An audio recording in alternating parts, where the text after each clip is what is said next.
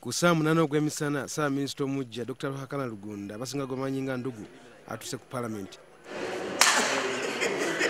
Wayisa w'essaawa emu gwaddidde mu bigere John Patrick Amama Mbabazi naye n'atuuka kabonero akalaga obuwagizi bw'alina eri Dr. Rugunda. Mbabazi nga tannayingira mu Parliament asose kusinkana Dr. Rugunda ne bagwangana mu bifuba wamu n'okusikangana mu mikono. Parliament obutafaananako nga bulijjo ku luno ababaka bagijumbidde okukakasa Rugunda ku bukulu buno. Mbabazi ayingidde ababaka bonna bamaze dde okutuula era ababaka banne ne bamukubira emizira. Guno gwe mulundi gwe ogwokubiri okugenda mu Parliament ng'omubaka owa bulijjo. Ekiteeso ky'okukakasa Dr. Rugunda kireeteddwa omumyuka wa President Edward Kiwanuka Sekandi ne kiwagirwa Minisita w'ebyokwerinda Dr. Crispus Kiyonga ssaako ababaka Matiya Nsubuga wa Bukoto South ne Sam Otada owa Kibanda. Ababaka bangi aboogedde bawagidde ekyokulondebwa kwa Dr. Rugunda nga bagamba nti Muzzanganda atajja kusobola bulungi okutuukiza obuvunaanyizibwa bwe.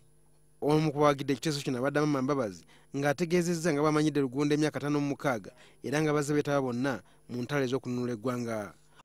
Let me make this point. The veterans of our struggle put their lives on the line to usher into this country's governance, and have, since the capture of power in 1986, protected the freedoms we enjoy today. They have dedicated their lives to their country and deserve to be recognized for their commitment. Rugunda is such a veteran. Oluvannyuma Sipiika wa Parliament Rebecca Kadaga asabye ababaka abawagira ekiteeso ku Rugunda beeyoleke era bwe batyo ku babaka 225 217 bamuwagidde okubeera Ssaabaminisita bana tebakkiriza so nga bana tebalonze. 225. So abstentions are 4. Votes against 4, votes in favor 217.